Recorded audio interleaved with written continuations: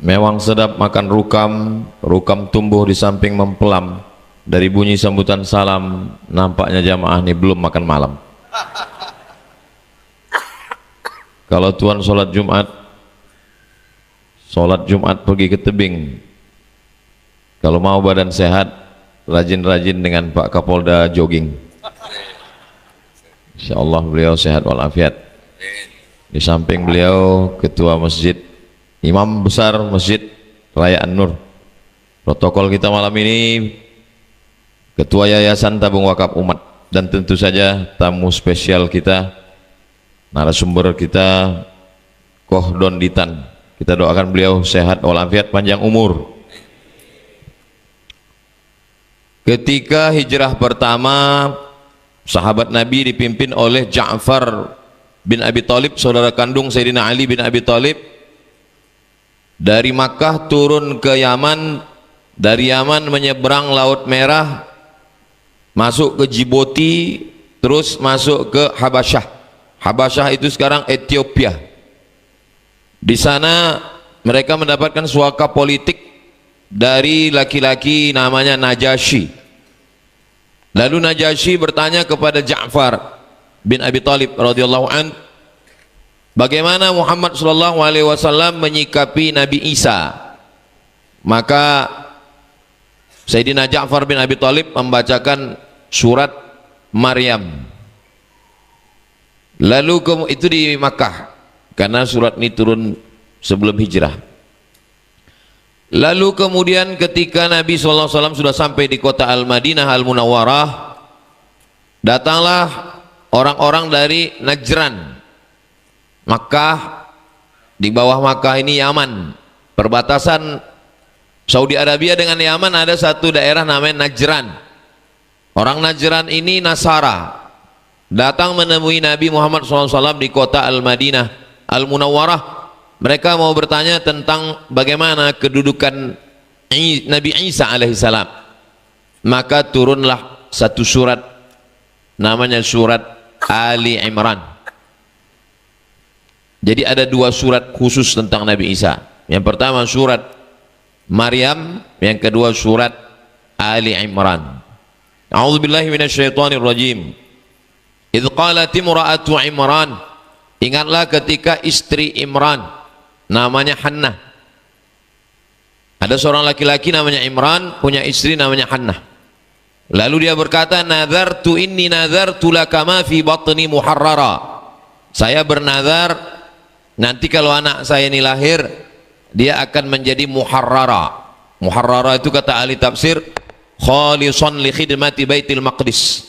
Nanti dia tidak kerja apa-apa, dia hanya jadi pelayan Baitul Maqdis. Falamma wada'atha, ketika anaknya lahir, qalat inni wada'tuha unsa. Ternyata anak yang lahir itu perempuan. Inni sammaituha Maryam, aku beri anak itu namanya Maryam. Wa inni u'idzuha bika wa dzurriyyataha minasyaitonir rajim. Aku mohon kepada Allah supaya Maryam dan anaknya nanti dapat perlindungan dari Allah Subhanahu wa taala. Lalu kemudian Imran meninggal. Maka Maryam ini diasuh oleh seorang laki-laki namanya Zakaria. Kullama dakhala 'alaiha Zakaria al-mihrab, setiap kali Zakaria masuk ke dalam mihrab. Mihrab itu tempat ibadah. Sekarang kita memaknai mihrab tempat imam depan. Dalam ini belum lagi ada bangunan masjid, dia tempat ibadah. Kullama dakhala 'alaiha Zakaria al-mihrab wajada 'indaha rizqa. Setiap kali Zakaria masuk ke mihrab tempat Maryam itu, dia tengok banyak sekali makanan-makanan, buah-buahan. Lalu dia bertanya, ya Maryamu anna laki hadha, wahai Maryam, kamu dapat makanan ini dari mana? Qalat huwa min indillah. Maryam menjawab, ini datang dari Allah. Innallaha yarzuqu man yasha'u bighairi hisab. Allah kalau mau mengasih rezeki bighairi hisab, tidak bisa dihitung, tidak bisa diduga-duga manusia.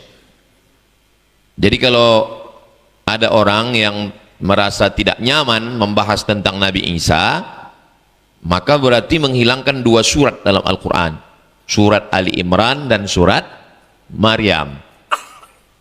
Makanya mengokohkan akidah, ya, mengkaji tafsir surat Maryam dan surat Ali Imran. Lalu kemudian fa arsalna dalam surat Maryam, yang tadi saya baca surat Ali Imran, fa arsalna ilaiha ruhana, kami kirimkan kepada dia malaikat Jibril, fatamatsala laha basharan sawiyya, datang malaikat Jibril dalam bentuk manusia yang sawiyya, yang sempurna, yang ganteng. Qalat, apa kata Maryam? Inni a'udzu birrahman, aku minta lindung kepada Allah, in kunta taqiyya, kalau memang kau takut kepada Allah, aku minta lindung kepada Allah, janganlah kau ganggu aku, kata Maryam. Lalu apa kata malaikat Jibril alaihissalam? Innama ana rasulu rabbiki liahabalaki ghulaman zakiyya, aku ini bukan manusia, aku adalah utusan Tuhan yang akan membawakan titipan Allah, engkau akan mendapatkan seorang anak laki-laki, ghulaman zakiyya, seorang anak laki-laki yang suci. Lalu kemudian dia merasa, bagaimana saya bisa hamil? Walam yamsasni basharun, bagaimana mungkin aku bisa hamil? Aku tidak pernah disentuh laki-laki. Walam aku baghiyya, dan aku, mohon maaf, bukan wanita tuna susila. Bagaimana aku bisa hamil? Lalu kemudian apa kata Jibril alaihissalam?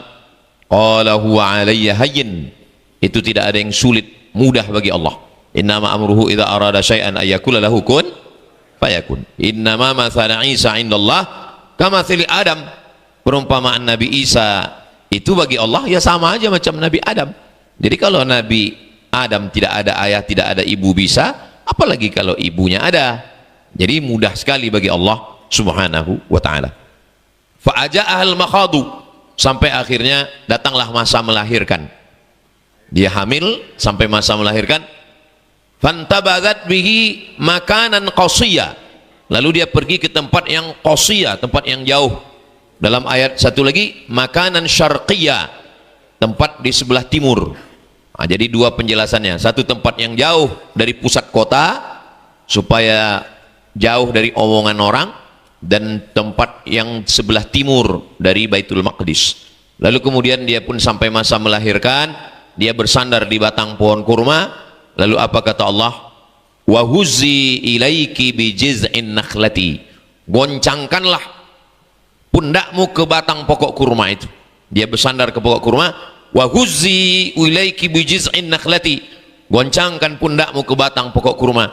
Tusaqit alaiki rutaban janiyya, nanti akan gugur buah kurma rutab, belum jadi tamar. Kalau tamar sudah yang kering yang kita makan, ini rutab masih basah, nanti kau akan makan. Itu maka perempuan yang baru melahirkan bagus makan kurma.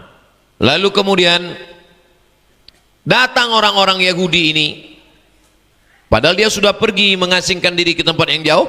Datanglah orang-orang Yahudi ini mau mengejek dia. Apa kata mereka? Makana abuki mra'a sau'in, bapakmu bukan penjahat, bapakmu bukan preman. Wa makanat ummuki baghiyya, bapakmu bukan penjahat, ibumu bukan baghiyya. Maaf cakap, baghiyya wanita tuna susila. Ayahmu bukan penjahat, ibumu bukan WTS. Kenapa kau bisa hamil tanpa suami? Ayat itu putus.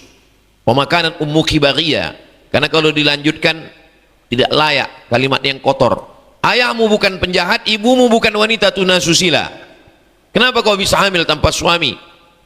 Nah, Maryam diam. Fa asyarat ilaih, dia hanya diam dan menunjuk anaknya. Fa asyarat ilaih, ditunjuknya anaknya.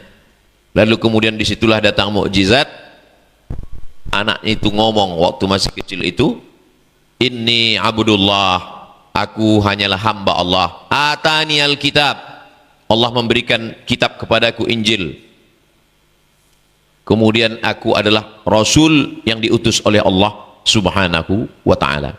Sampailah akhir masanya dia berdakwah, mendakwahkan tauhid.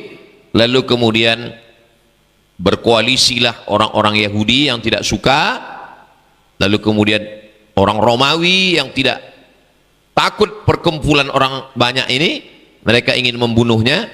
Maka Allah menceritakan dalam Al-Quran, wa ma qataluhu, mereka tidak berhasil membunuhnya, wa ma salabuhu, mereka tidak berhasil menyalibnya, walakin syubbiha lahum, tapi ada orang yang diserupakan dengan dia, wa ma qataluhu yaqina, mereka tidak benar-benar yakin sudah membunuhnya. Nah, itu adalah yang saya jelaskan ini ayat-ayat Al-Quran. Jadi ketika kita membacakan ayat itu, sebetulnya kita membaca ayat itu waktu khatam Quran di bulan Ramadan, di Masjidil Haram, Masjid Nabawi, di masjid kita 30 juz kita baca, anak-anak kita baca Quran. Nah, jadi tafsirnya pun setiap ulama tafsir pasti melewati ayat-ayat itu. Kita menjelaskan kedudukan Nabi Isa menurut ajaran Islam. Hanya saja Kohdondi, beliau kajiannya lebih dalam karena beliau memang mengkhususkan di bidang itu. Dan Nabi Muhammad SAW berkirim surat. Nabi berkirim surat kepada Raja Romawi namanya Hirqal. Ada menyebut Heraklius. Kedudukannya di Damaskus. Dikirimnya surat, aslim, masuk Islamlah engkau wahai Hirqal, taslam, maka kau akan selamat. Wa illa, kalau kau tidak masuk Islam, fa'alaika dzambul arisiyin, semua dosa orang Romawi kau yang akan menanggungnya. Kemudian Nabi berkirim surat juga. Surat itu dibawa oleh seorang laki-laki namanya Hatib bin Abi Balta'ah. Surat itu dibawa menyeberang Laut Merah sampai ke Alexandria.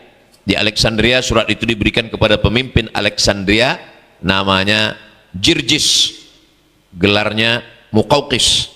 Muqawqis membaca surat Nabi itu, dan surat Nabi itu dibalasnya dengan hadiah.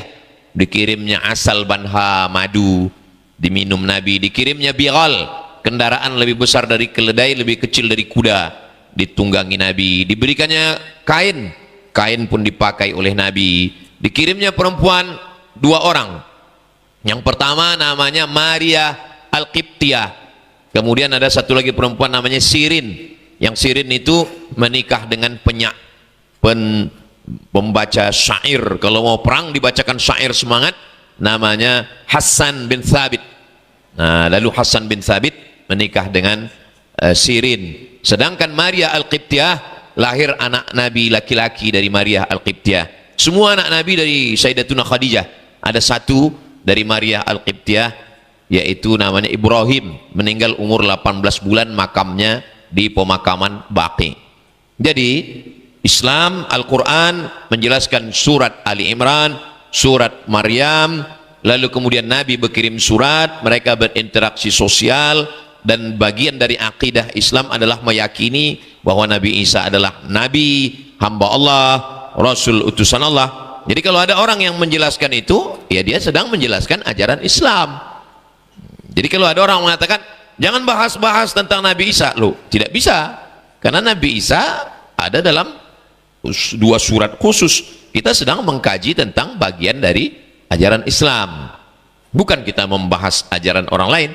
Kita sedang mengkaji ajaran Islam, menguatkan akidah umat Islam, menjelaskan kebenaran. Sebagaimana Nabi SAW dulu berkirim surat, mestinya ketua Yayasan Tabung Wakaf Umat berkirim surat. Begitu juga ketua Masjid An-Nur mestinya berkirim surat, aslim taslam, fa illa fa'alaika dzambul arisiyin. Nah gitu. Nah, tapi karena tidak mampu, ya cukup buat acara dialog aja. Nah, lalu kemudian bukan berarti kalau sudah mengkaji lalu memusuhi. Nah, ini perlu diluruskan. Kadang kita kalau berbeda tidak bisa berteman, kalau sudah berteman tidak bisa berbeda. Nah, itu mengutip Bung Rocky Gerung. Kata beliau, kalau kita berbeda kita masih tetap bisa berteman, dan kalau kita berteman tidak menghilangkan perbedaan. La yanhakumullahu 'anil ladzina lam yuqatilukum fid din, kalau mereka tidak memerangi kamu, walam yukhrijukum min diyarikum, kalau mereka tidak mengusir kamu, antabarruhum, kamu boleh berbuat baik, wa tuqsitu ilaihim, bersikap adil kepada mereka. Tapi kebenaran mesti dijelaskan, karena Al-Quran datang menjelaskan, Nabi Muhammad menjelaskan, maka datanglah spesialis-spesialis di bidang itu. Ada Imam Asy-Syahrastani dalam kitab Al-Milal wan Nihal, semua dibahas. Salah satu adalah tentang Nasrani. Begitu juga Imam Ibnu Hazm Al-Fasl fil Milal wan Nihal juga membahas tentang itu. Lalu kemudian ada seorang pendebat dari India namanya Syekh Rahmatullah Al-Hindi menulis kitab 2 juz, judul kitabnya Izharul Haq. Izharul Haq ini berbahasa Arab, dan dia waktu itu India sedang dijajah oleh Inggris. Pemerintah Inggris mau menangkap dia. Dia lari ke Jeddah, dia lari ke Najd. Najd itu Riyadh sekarang. Lalu kemudian dia pun tinggal di kota Makkah Al-Mukarramah. Syekh Rahmatullah Al-Hindi, kitabnya yang 2 jilid ini dibeli orang India, dibawa ke Cape Town, Durban, Afrika Selatan. Lalu bukunya ini disimpannya di dalam gudang. Anak laki-laki yang tukang jaga garam, kebetulan orang tuanya jaga garam, jual garam. Anaknya ini tiap hari didatangi misionaris. Akhirnya dia buka lemari bapaknya, dapatnya buku Izharul Haq itu. Akhirnya dipahaminya, dihafalnya. Nah, itulah dia jadi seorang pendebat, namanya Ahmed Deedat. Nah, jadi dalam Islam biasa, dan ini mengamalkan 3. Ud'u ila sabili rabbik, ajak orang ke jalan Tuhan bil hikmah.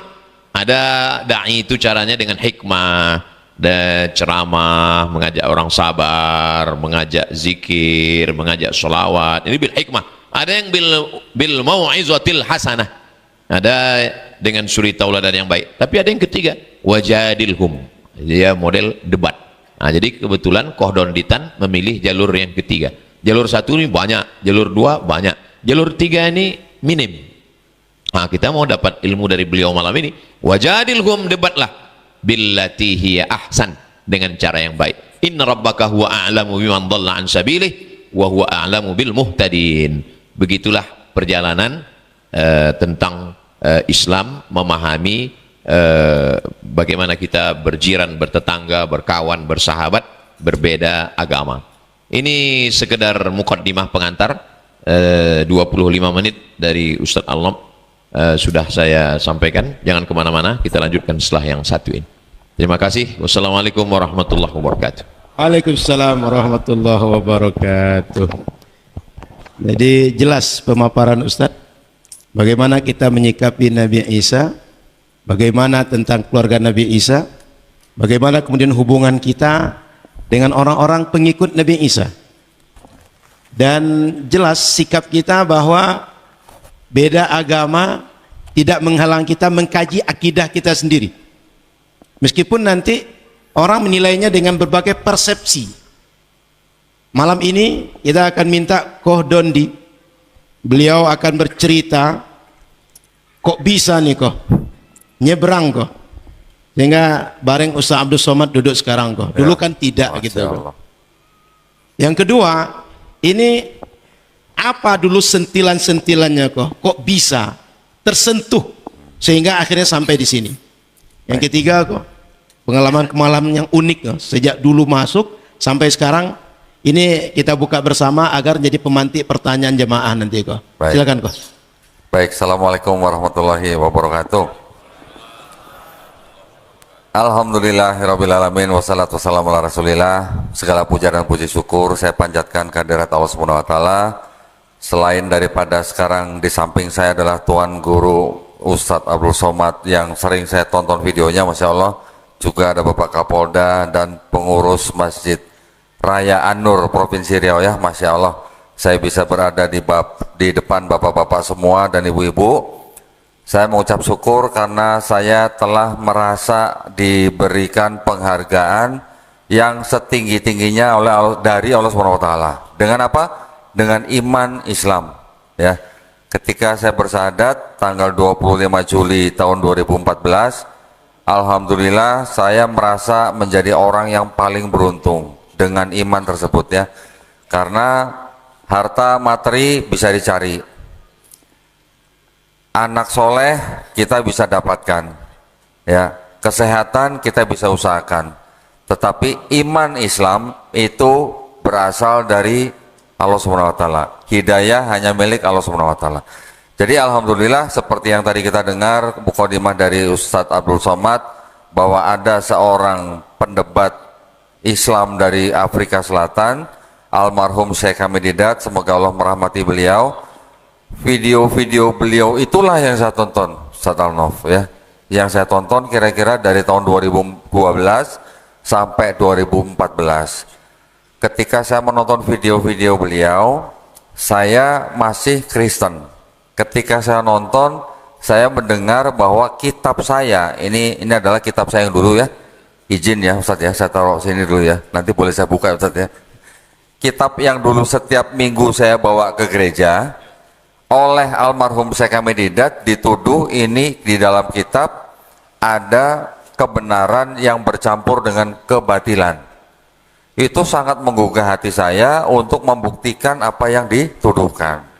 Jadi saya mencari bukti sekian lama sampai akhirnya saya mendapatkan ini. Nah, ini juga sama sebenarnya, kitab yang juga dulu saya pegang, tetapi kalau yang ini tidak ada tafsirnya, yang ini ada tafsirnya. Ya. Akhirnya saya mendapatkan ini dari salah seorang teman, dan saya mendapatkan bukti apa yang dituduhkan oleh almarhum Syekh Hamid Didat. Jadi saya sebagai orang Kristen, tentu saja saya harus bisa membuktikan yang dituduhkan benar atau salah.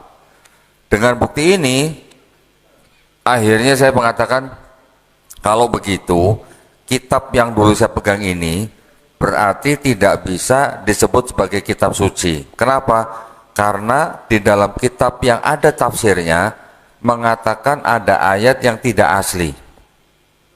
Bapak Ibu yang sudah terbiasa pegang mushaf Quran, membaca, ada huruf Arabnya, ada terjemahannya, mungkin juga ada cerita asbabun nuzulnya, mungkin juga ada tafsirnya. Bagaimana kalau ada catatan kakinya yang menyatakan salah satu ayat di dalam Quran Bapak Ibu adalah tidak asli? Saya pernah tanya Ustaz Abdul Somad, tip X saja katanya. Ya, jadi sekarang ketika kedua kali saya duduk di samping Ustaz Abdul Somad, saya harus bisa membuktikan sesuatu. Kalau waktu itu belum saya bawa, kali ini saya bawa. Jadi akan saya perlihatkan kepada Tuan Guru Ustaz Abdul Somad, mohon bisa dibacakan. Ini adalah sebuah kitab.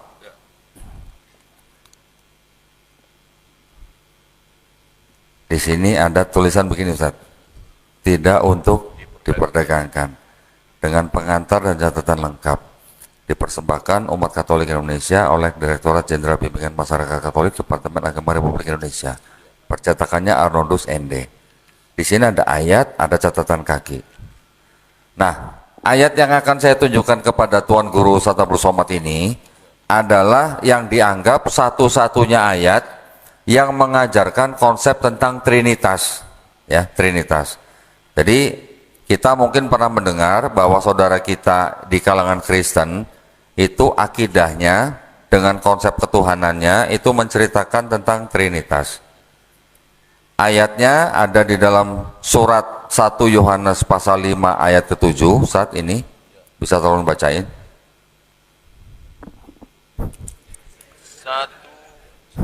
1 Yohanes. Jadi di dalam perjanjian baru itu ada Matius, Yohanes, Lukas, Markus, dan 14 surat Paulus sebagai pengetahuan. Di pasal 1 Yohanes ayat 4 dan 5, 1 Yohanes pasal 5 ayat 7 dan 8. 1 Yohanes pasal 5 ayat 7 dan 8.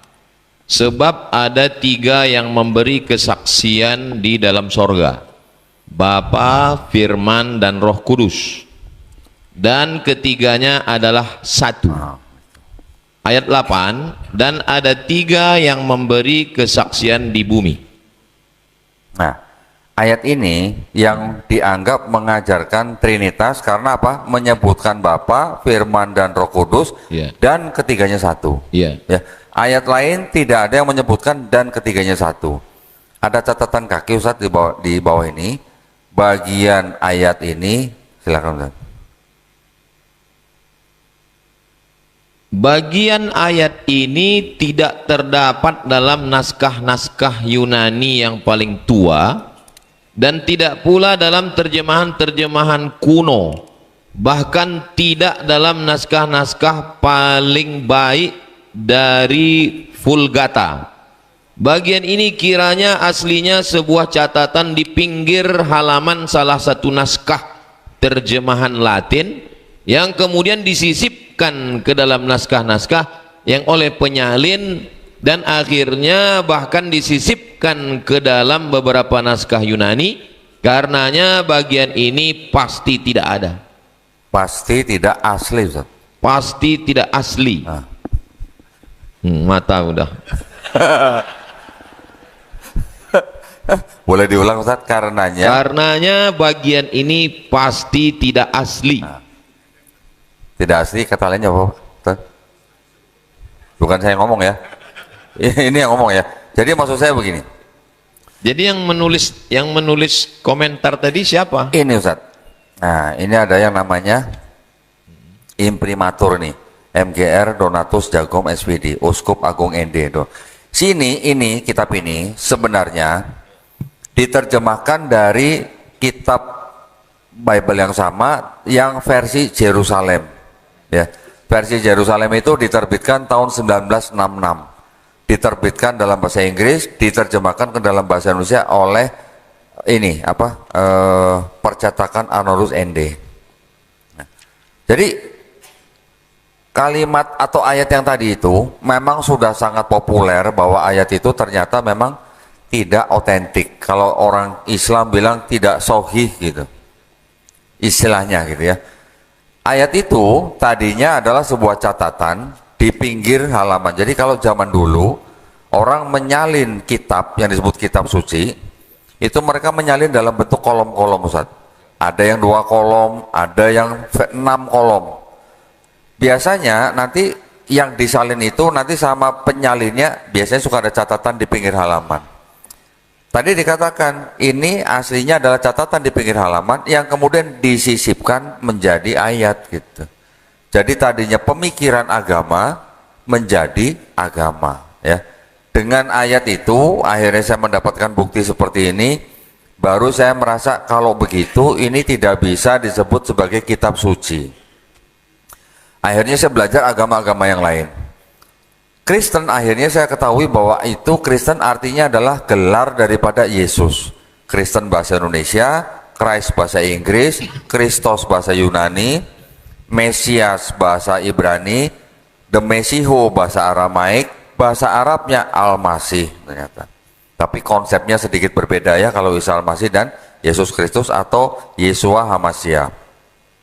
Yahudi itu ternyata adalah nama anak keempat daripada Nabi Yakub alaihissalam yang kita kenal. Hindu adalah nama tempat daripada agama itu berasal di India. Buddha adalah gelar daripada Siddhartha Gautama.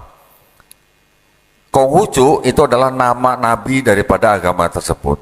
Ketika Islam, saya pikir nama nabi, nama orang, gelar orang, ternyata artinya seperti tadi Ustaz jelaskan, berserah diri ya, atau selamat, taat, patuh, tunduk, atau damai. Ketika saya membandingkan semuanya ini, ternyata dipecah lagi menjadi yang disebut dengan agama samawi dan agama ardi atau bumi. Yang agama samawi akhirnya mau nggak mau saya harus pelajari secara detail, yang mana saya akhirnya menemukan bahwa kitab yang dulu saya punya ini ternyata terbagi menjadi 2 bagian. Yang bagian pertama disebut perjanjian lama, Ustaz. Yang kedua disebut perjanjian baru. Perjanjian baru ini adalah kitabnya orang Kristen ini yang isinya 27 kitab. Yang tadi disebut Matius, Markus, Lukas, tambah surat-surat Paulus cuma 13, Ustaz, bukan 14. Yang satu lagi kitab Ibrani itu tidak diketahui siapa yang tulis. Ditambah lagi dengan surat-surat dari yang disebut rasul-rasul. Tapi istilah rasul dalam kitab mereka ini beda dengan istilah rasul dalam Islam ya. Kemudian yang perjanjian lama ternyata ini berasal dari kitabnya orang Yahudi, yaitu ini yang namanya kitab Tanakh. Kitab Tanakh ini, Tanakh itu adalah singkatan Torah, Nevi'im, Ketuvim. Torah itu adalah 5 kitab Musa, Kejadian, Keluaran, Imamat, Bilangan, Ulangan. Nevi'im adalah kitab nabi-nabi, Nabi Daniel, Yeremia, Yehezkiel, Yesaya, Hagai, Habakuk, Ayub, Yunus, dan sebagainya. Kitab tulisan-tulisan itu adalah Ketuvim, kitab Mazmur yang kita kenal dengan sebutan Zabur, ada kitab Ratapan, Kidung Agung, Amsal dan sebagainya. 3 kelompok kitab disebut Tanakh, ditulis dalam bahasa Ibrani seperti ini Ustaz ya. Ini terjemahan. Ya, ini Ibrani, ini terjemahan bahasa Inggris. Kitabnya orang Yahudi ini disusun kira-kira tahun 450 sebelum Masehi. Sebelum Masehi ya. Kemudian di abad ketiga, kira-kira tahun 270 sebelum Masehi, kitab yang berbahasa Ibrani itu diterjemahkan ke dalam bahasa Yunani. Ini kitabnya, bahasa Yunani.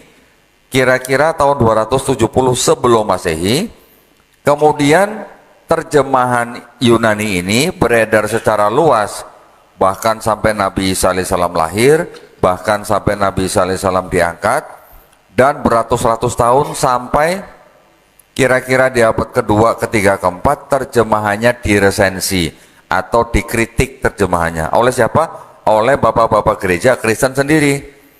Kenapa dikritik? Karena mereka membaca kitab ini tetapi menggunakan kacamata budaya Helenisme Yunani, budaya paganisme Romawi, dan juga filosofi Platonisme.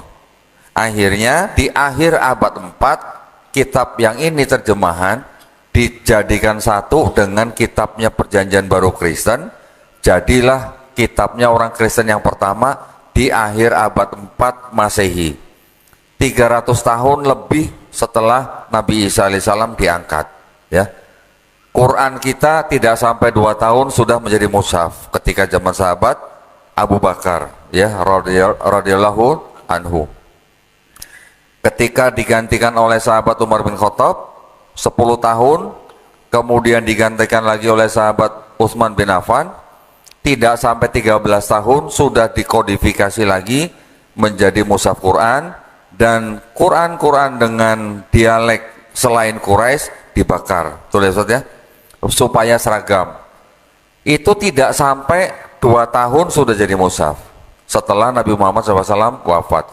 Tetapi yang ini hampir 400 tahun ya setelah yang disebut dengan Yesus atau Nabi Isa alaihissalam tidak ada, baru disusun.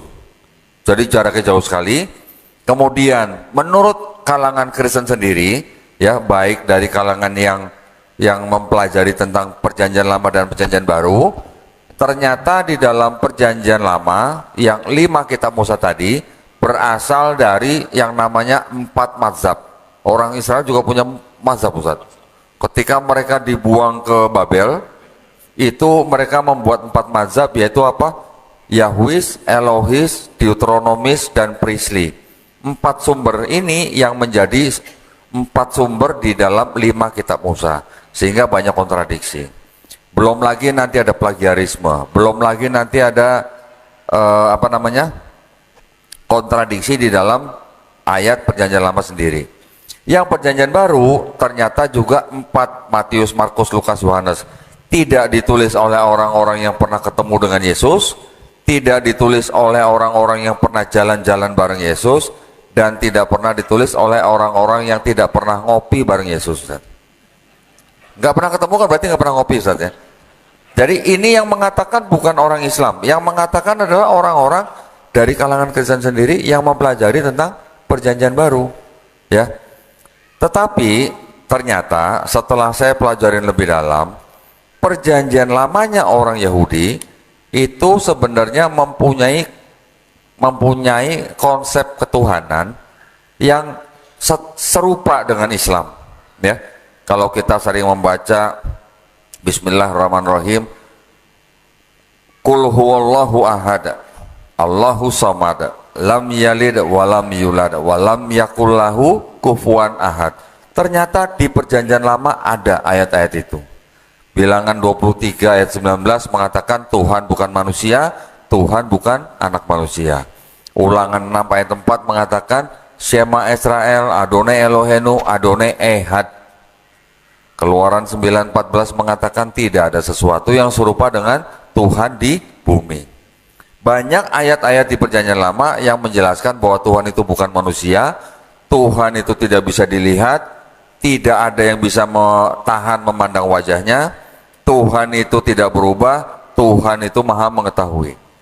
Tiba-tiba ketika masuk ke dalam perjanjian barunya, Tuhan yang tidak bisa berubah itu tiba-tiba bisa jadi Yesus. Ya. Ini kenapa saya harus bicara, karena seperti tadi Ustadz Abdul Somad menceritakan dari Quran surat Ali Imran sampai ke Quran Maryam yang menceritakan tentang Nabi Isa alaihissalam, di sini juga ada cerita sosok yang sama, yaitu disebut dengan Yesus Kristus. Kurang lebih ini kitab ada 200 tahun sebelum Quran diturunkan. Jadi menceritakan sosok yang sama, tetapi ada perbedaan kisah. Kalau tadi Ustadz Abdul Somad menceritakan Nabi Isa alaihissalam lahir di tempat yang banyak pohon kurmanya, Ustadz ya. Kalau di sini diceritakan lahir di penginapan dan akhirnya ditaruh di palungan tempat makan hewan ternak. Kemudian setelah besar, usia 30 tahun kira-kira, melakukan pelayanan sampai akhirnya dituduh oleh imam-imam Yahudi, dikejar-kejar sampai ke Taman Getsemani, akhirnya ditangkap oleh tentara Romawi, diserahkan kepada Gubernur Pontius Pilatus, sampai akhirnya dibunuh dan disalib. Di sini diceritakan begitu. Nah, sosoknya sama nggak antara Yesus dan Nabi Isa alaihissalam? Sosoknya adalah sama, tetapi diceritakan dengan perspektif yang berbeda antara agama saudara kita yang Nasrani, dan juga diceritakan dengan perspektif yang berbeda di dalam Quran. Kenapa kita harus menjaga akidah ini? Karena kita sebagai muslim, kita punya akidah bahwa Nabi Isa alaihissalam tidak dibunuh dan tidak disalib. Betul ya? Tadi Ustadz Abdul Somad sudah membacakan Quran An-Nisa ayat ke-157. Dan juga bahwa kedua agama ini, Islam dan Kristen, percaya bahwa Nabi Isa alaihissalam lahir dari perawan suci.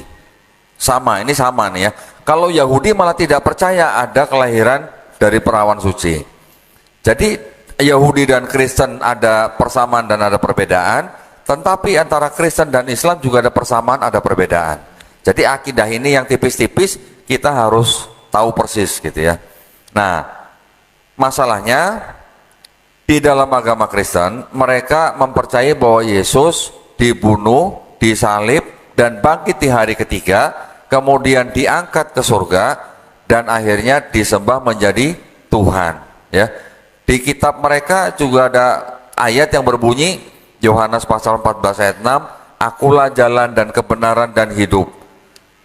Sedangkan di Quran, setiap hari kita membaca Quran surat Al-Fatihah, di situ ada ayat yang mengatakan ihdinas siratal mustaqim. Di situ ada kata-kata jalan yang lurus. Kata-kata jalan ini yang di sini jalan kebenaran dan hidup, di Quran jalan yang lurus, ini kadang-kadang dibenturkan. Ini kadang-kadang kalangan mereka bilang, itu kenapa orang Islam setiap hari minta jalan yang lurus? Jalan yang lurus itu ya Yesus, katanya. Yesus itulah jalan dan kebenaran dan hidup. Ini sering dibenturkan, dianggap bahwa orang Islam masih mencari jalan, tapi jalannya sudah ada di dalam kitab mereka. Padahal di Quran surat Maryam juga ayat ke-36, Nabi Isa alaihissalam diceritakan berkata apa? Wa innallaha robbi wa robbukum fa'budu. Haza siratum mustaqim. Allah itu adalah, sesungguhnya Allah itu adalah Tuhanku dan Tuhanmu. Nabi Isa berkata kepada Bani Israel, maka sembahlah dia. Inilah jalan yang lurus. Jadi jalan yang lurus yang kita minta di dalam Quran surat Al-Fatihah, dengan cara apa kita mendapat jalan yang lurus? Menyembah Allah Subhanahu wa Ta'ala. Tetapi kalau di sini buat orang Kristen, Yesus yang disebut sebagai akulah jalan dan kebenaran dan hidup, itulah jalan buat mereka, sehingga Yesus dianggap sebagai Tuhan. Hal ini perlu saya sampaikan. Kenapa? Karena di luaran itu masih ada yang namanya kegiatan misionaris, ya, kegiatan kristenisasi walaupun tidak secara mencolok yang sebenarnya melanggar keputusan bersama dua menteri, Menteri Agama dan Menteri Dalam Negeri nomor 1 tahun 79, yang mana di dalam bab 3 pasal 4 disebutkan dilarang mensiarkan agama kepada orang atau kelompok orang yang sudah beragama dengan cara memberikan brosur, majalah, pamflet, buku, sembako dan bantuan lainnya yang mana ujung-ujungnya mengajak orang untuk masuk agama tertentu. Ya, itu adalah landasan hukumnya. Jadi saya ingin memberikan pandangan bahwa di dalam Islam dan Kristen ini ada seorang sosok yang sama yang disebut dengan Yesus Kristus atau kita kenal dengan Nabi Isa alaihissalam, tetapi karena sosok ini dipandang berbeda antara Islam dan Kristen, makanya kita perlu sekali menjaga iman dan akidah kita supaya kita tidak mudah dimurtadkan. Ya, itu adalah tujuan daripada kajian Kristologi, yang mana kita gabungkan dengan Islamologi. Islamologi adalah ilmu seluk-beluk tentang Islam, kita gabungkan sehingga kita sebut Krislamologi. Dengan ilmu Krislamologi ini, alhamdulillah saya diberikan tugas oleh yayasan yang saya bernaung, yaitu Yayasan Garda Mualaf Indonesia. Saya diberi tugas untuk berdialog atau berdebat dengan pemuka agama Kristen minimal setahun 2 kali. Ya, kita semua yang biayain, tetapi tujuan daripada debat ini itu bukan untuk mencari musuh. Ya, kita melakukan debat itu tujuannya untuk saling memahami, saling memberikan perspektif, sehingga hasil debat kita bisa memberikan edukasi buat kedua umat, ya, baik umat Islam maupun umat Kristen.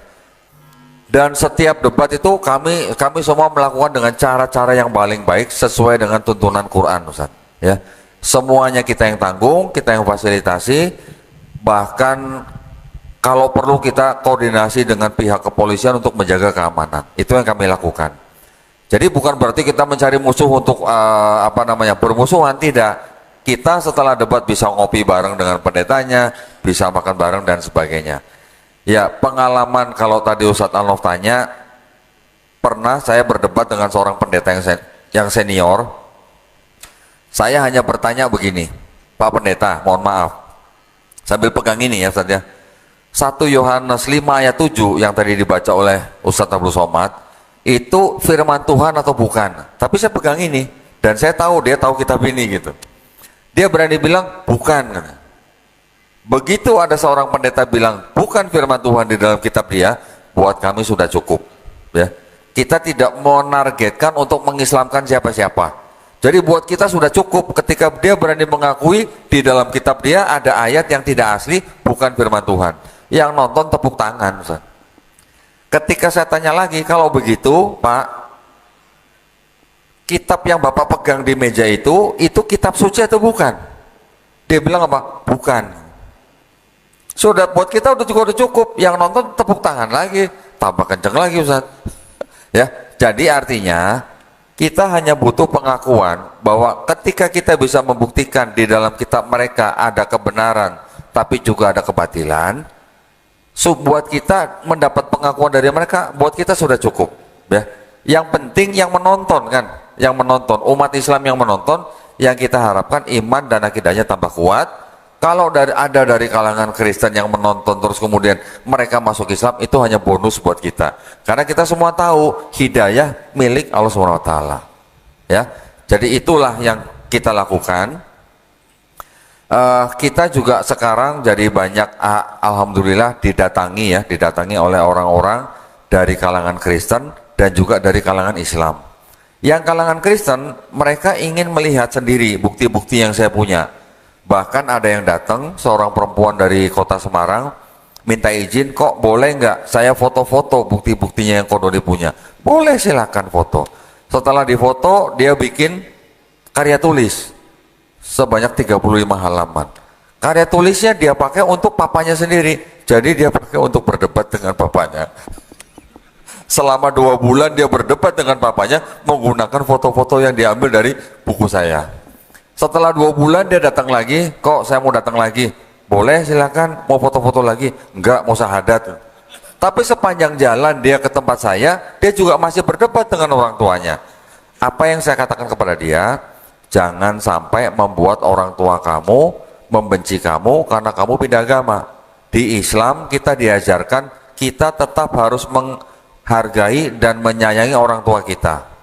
Ya, Ustadz, betul ya, ada hadis yang mengatakan sahabat bertanya kepada Nabi, siapa yang harus kita sayangi atau hormati setelah ibu ya. Dijawab yang kedua ibu lagi ya. Dijawab yang ketiga ibu lagi ya. Baru yang keempat ayah ya Ustadz. Tapi itu kan maksudnya bukan 1 suami 3 istri, bukan kan ya? Bukan. Alhamdulillah dikonfirmasi. Artinya di dalam Islam kita diperintahkan untuk menyayangi orang tua kita, terutama ibu kita, 3 kali kadarnya lebih tinggi daripada ayah kita. Kenapa? Karena ibu kita yang mengandung kita, ibu kita yang melahirkan kita, ibu kita yang membesarkan kita. Jadi saya sering bilang kepada orang-orang yang baru masuk Islam di tempat saya, kalau kamu sebelumnya sudah sayang dan hormat kepada orang tua kamu, mulai sekarang kamu harus lebih hormat, lebih sayang kepada orang tua kalian. Ya. Dan saya sering mengatakan bahwa di Indonesia ada Undang-Undang Dasar 1945 pasal 29 ayat 2 yang menjamin atau memberikan kemerdekaan kepada setiap warga negara untuk memilih dan menjalankan agama dan kepercayaan masing-masing. Jadi tidak ada orang tua yang bisa melarang anaknya untuk memeluk dan menjalankan agama masing-masing. Yang kedua, dari kalangan Islam juga banyak yang datang ke saya, tetapi rupanya mereka membawa suami, bawa istri, bawa anak yang mau murtad, bahkan yang sudah murtad. Banyak juga pasangan suami istri yang mereka mau anaknya mendapatkan pendidikan yang baik dengan mengirimkan ke luar negeri, tetapi ketika pulang anaknya murtad. Ya, itu juga sering datang ke tempat saya. Akhirnya setelah kita diskusi, banyak yang kembali ke Islam, tapi juga ada yang tidak kembali. Kita tidak pernah menargetkan untuk mengislamkan siapa-siapa. Ya, kita hanya memberikan bukti. Jadi ketika mereka melihat buktinya sendiri, mereka berpikir mengambil keputusan masuk Islam itu adalah semuanya hak dan keputusan dan pilihan mereka sendiri. Ya, ada seorang anak muda Kristen datang ke tempat saya bawa 20 pertanyaan Ustaz. 20 pertanyaan. Dia sudah datang ke masjid besar, dia tanya kepada Ustadz di dalam masjid itu, dijawab oleh Ustadz itu tapi dari perspektif Islam. Dia tidak puas, dia datang lagi ke masjid lain, sama juga. Dia ke Mualaf Center, sama juga. Ketika ke tempat saya, yang saya bukakan kitab dia semua. 20 pertanyaan terjawab di kitab dia. Dia puas saya. Baru setelah itu dia tanya, kalau begitu saya harus bagaimana? Apa yang harus saya pilih kalau di sini ada kebatilan? Baru saya tawarkan Quran. Sudah saya tawarkan Quran pun dia belum mau masuk Islam. Dia bilang apa? Kalau saya masuk Islam hari ini, nanti kalau saya di belakang hari ada pertanyaan yang tidak terjawab, bagaimana? Gitu. Saya bilang, Mas kan kalau dulu kan kuliah kan? Iya, di mana? Di universitas ini. Dulu Mas sebelum masuk kuliah itu mempelajari dulu kan universitasnya? Iya betul. Ketika Mas sudah mempelajari universitas ini, kadarnya bagaimana, akreditasnya gimana, Mas akhirnya masuk kan. Tetapi Mas waktu itu daftar dulu ke universitas untuk diakui atau belajar dulu pelajaran yang ada dalam universitas? Daftar dulu. Nah itu daftarnya. Gimana daftarnya? Asyhadu alla ilaha illallah wa asyhadu anna Muhammadar Rasulullah. Alhamdulillah akhirnya dia menerima Islam. Kurang lebih yang kami bantu di dalam yayasan kami dari tahun kemarin dengan kajian-kajian seperti ini, kurang lebih 300 orang masuk Islam. Tetapi tidak semuanya itu juga mau diekspos, ya. Tidak semuanya mau ditayangkan di YouTube. Dari 300 kira-kira 80 orang tidak mau ditayangkan. Nggak apa-apa, kita harus melindungi kepentingan mereka, kita harus melindungi hubungan mereka juga dengan keluarga. Ketika kita ekspos mereka malah jadi berantakan, kan itu bukan juga yang kita harapkan, ya. Jadi setiap orang yang masuk Islam di tempat kami tidak kami biarkan, tetapi kami kirimkan guru privat masing-masing mualaf. Setiap mualaf mendapatkan guru privat yang mereka harus belajar seminggu 2 kali, 1 kali 90 menit, sampai mualaf-mualaf itu bisa baca Quran. Jadi kalau belum bisa baca Quran, belum berhenti itu guru privatnya, ya, seminggu 2 kali. Itulah yang kami lakukan, ya. Jadi saya juga mohon doanya dari Bapak Ibu yang ada di dalam Masjid Raya An-Nur ini. Mudah-mudahan kami juga semuanya istiqomah dalam menjalankan tugas kami. Kami juga sangat-sangat berterima kasih atas undangannya sehingga kami bisa berada di sini. Barakallahu fikum. Silakan kalau ada tanya jawab, Ustaz. Jadi Koko jelas ya, Koh Dondi jelas ya bahwa ketika kita mengkaji tentang Bible, kita tidak mencari musuh, tapi bagaimana orang paham dengan kitabnya sendiri. Setelah itu silakan memilih. Dan kita tidak berpikir orang harus masuk Islam dengan debat kita. Tapi tahun ini katanya kan setahun 2 kali debat ya, Iya. Tahun ini sudah berapa kali kok? Tahun ini belum dapat, Ustaz. Belum dapat. Ada yang mau debat di sini? Kata beliau 2 tahun perintahnya 2 kali, tapi susah cari lawan debat kata beliau. Betul gak ya? Tuh. Atau di Pekanbaru mau dicarikan kok? Boleh, Ustaz. Boleh, Ustaz. Boleh. Tugas kita Ustaz, Siap, Ustaz. mencarikan di Pekanbaru. Ya. Jadi Ustaz. kalau ada debat, Ustaz, itu kita yang fasilitasi, tempat kita yang bayar. Kalau misalnya dia dari luar kota, kalau perlu kita sewakan kamar, makan kita sediakan, transportasi kita yang bayar, keamanan kita jamin. Apalagi ada Pak Kapolda. Nah, ada Pak Kapolda, Mas. Ya, jadi kita berdebat itu memang benar-benar bukan untuk mencari musuh, bukan, tapi untuk edukasi, gitu ya. Karena pertimbangan kita adalah karena masih ada kristenisasi walaupun tidak terlihat gitu ya. Dengan pernikahan beda agama bisa terjadi, dengan ya macam-macam bencana alam dan sebagainya. Di sekolah juga bisa terjadi, di rumah sakit pun bisa terjadi ya. Jadi itulah concern kita, pertimbangan kita, sehingga kita mengajak mereka berdebat itu dalam rangka untuk apa ya, untuk membuat edukasi bagi kedua belah pihak gitu, Ustaz. Ustaz Abdul Somad, apa perasaan Ustaz ketika beliau suruh baca kitab tadi Ustaz? Biasanya baca tafsir Jalalain, tafsir Ibnu Katsir gitu. Tapi malam ini Ustaz disuruh baca kitab yang lain Ustaz.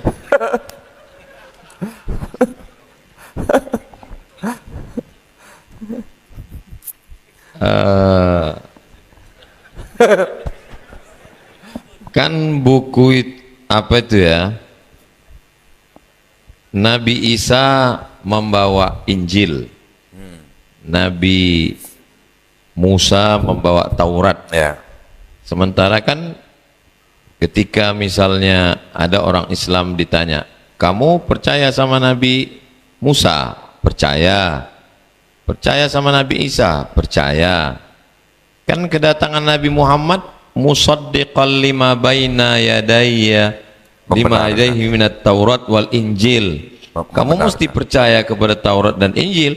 Ini Taurat dan ini Injil.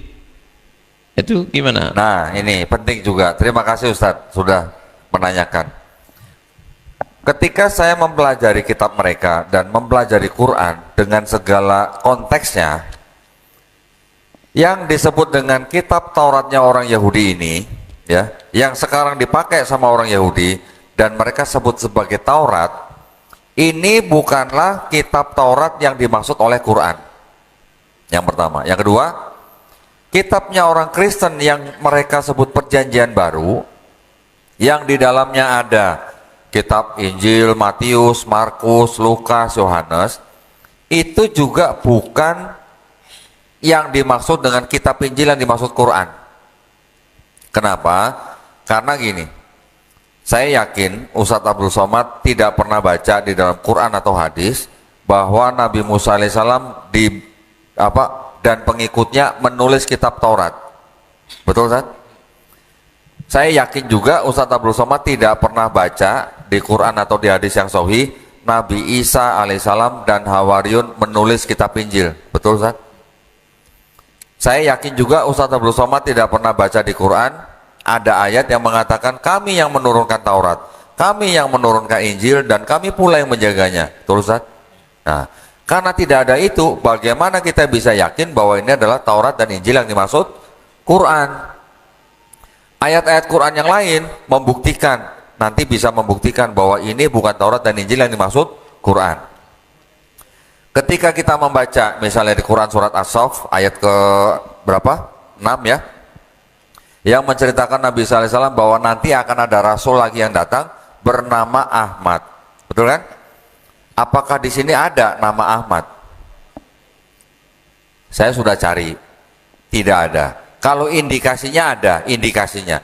Tetapi tertulis Ahmad atau Muhammad itu tidak ada, menurut saya ya. Kenapa? Karena di dalam kitabnya orang Taurat ada, orang Yahudi ada ayat Kidung Agung pasal 5 ayat 16 yang tertulis nama Muhammadim.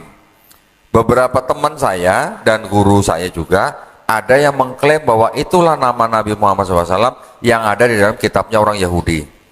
Tetapi saya sudah pelajari bahwa kata Muhammadim yang ada di dalam Kidung Agung 5 ayat 16 itu selain satu artinya yang terpuji, kedua ayat kata Muhammadim itu di dalam seluruh kitabnya orang Yahudi ada 12 kali atau 12 ayat. Kalau semua ayat itu diterjemahkan menjadi Muhammad, terjemahan dalam satu kalimat itu akan kacau, tidak cocok gitu ya. Karena arti yang sebenarnya adalah yang terpuji. Tapi kalau ditanya ada nggak indikasinya? Ada indikasinya bahwa ada ayat-ayat yang berindikasi bahwa ada Nabi lagi yang dibangkitkan, yang ciri-cirinya sangat pas dengan Nabi Muhammad SAW, baik di perjanjian lama maupun di perjanjian baru. Tetapi, nah ini, saya sering, sebelum saya tampil di publik, saya sering berdiskusi dan berguru dengan guru-guru ya, di Majelis Ulama Indonesia. Dalam hal kita berdakwah ya di publik, yang mana yang menonton tidak hanya umat Islam, saya diperintahkan atau diajari untuk tidak menafsir kitab suci orang. Karena apa? Karena kita umat Islam juga tidak mau Quran kita ditafsir secara salah oleh orang yang bukan Islam. Setuju Ustaz ya? Nah, maka itu kita tidak boleh menafsirkan kitab suci orang dengan kacamata di luar agama mereka. Walaupun kita tahu bahwa di dalam kitab mereka yang separuh ini punya kitab orang Yahudi dan sudah ditafsir secara sebelah oleh Kristen, tetapi setelah ini dianggap menjadi kitabnya Kristen, kita tidak boleh menafsirkan kitab ini dengan kacamata yang selain agama mereka. Walaupun kita bisa membuktikan bahwa mereka menggunakan kitabnya orang Yahudi dan merubah-rubah terjemahannya, itu urusan lain ya, itu adalah urusan akademis dan ilmiah. Nah, jadi ketika Ustadz bertanya kitab yang disebut dengan Taurat Injil, apakah ini dan ini? Apakah ini dan ini? Bukan ya. Ketika kita membaca juga di Quran surat Al-A'raf ayat 157, mereka beriman kepada nabi yang ummi yang namanya tertulis di dalam Taurat dan Injil. Saya sudah cari, di sini nggak ada, di sini nggak ada. Jadi kalau di sini tidak ada, berarti ini bukan Taurat dan Injil yang dimaksud oleh Quran surat Al-A'raf 157. Itu jawaban saya Ustaz. Kira-kira gitu, silakan. Ada yang lain?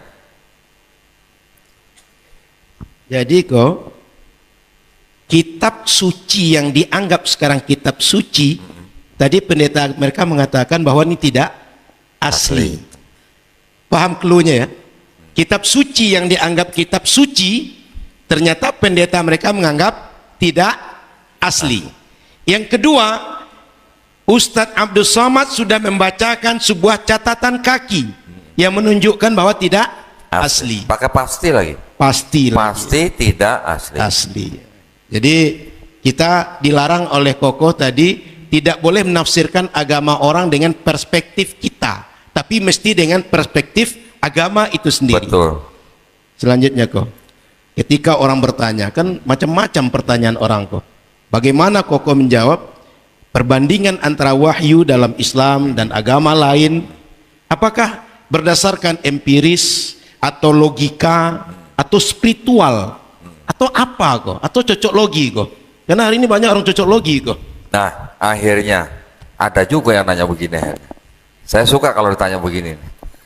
Karena saya juga harus menggunakan bukti lagi ya. Saya tidak boleh berasumsi. Jadi apa yang ditanyakan saya harus bisa menunjukkan buktinya. Ada seorang Kristen yang bisa membuktikan bahwa di dalam kitab mereka sendiri itu ada adopsi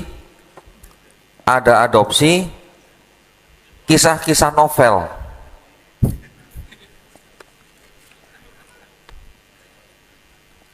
Nah, ini mumpung depan Ustadz Abdul Somad nih. Kapan lagi Ustadz ya?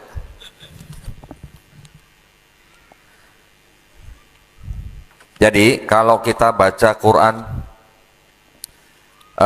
ada ayat yang berbunyi kira-kira mereka sudah mengubah-ubah ya wahyu yang diterima, dan mereka mengaku itu berasal dari Allah, dan mereka menjual dengan harga yang murah. Ternyata yang tadi Ustadz Abdul Somad sebutkan ada Matius, Markus, Lukas, Yohanes. Ini ternyata yang ditulis lebih dahulu nih yang Markus ya. Yang Markus ditulis kira-kira tahun 65 sampai sebelum 70 Masehi, sebelum Baitul Maqdis diruntuhkan oleh Jenderal Titus ya, ketika ada pemberontakan. Kira-kira 10 tahun kemudian penulis kitabnya Matius dan Lukas ini menyadur dari kitab Markus. Jadi ditulis kira-kira tahun 75 sampai 80 Masehi ya, yang Matius dan Lukas. Yang Yohanes ditulis kira-kira tahun 90 sampai 95 Masehi. Jadi ada Markus, terus kemudian disadur oleh Matius dan Lukas, baru kemudian ada Yohanes. Karena Matius dan Lukas menyadur Markus, maka ketiga kitab ini disebut kitab sinoptik ya. Tapi ternyata yang Markus ini penulisnya menyadur novelnya penulis namanya Homer. Ada novel yang menceritakan tentang Raja Odyssey yang menghancurkan kota Trojan, ditulis oleh penulis yang bernama Homer. Homer ini hidupnya abad ke-8 sampai ke-7 sebelum Masehi. Kisah Raja Odyssey yang kembali dari kota Trojan ke negerinya yaitu kerajaan Iliad selama 10 tahun, kisahnya diadopsi oleh penulis Markus.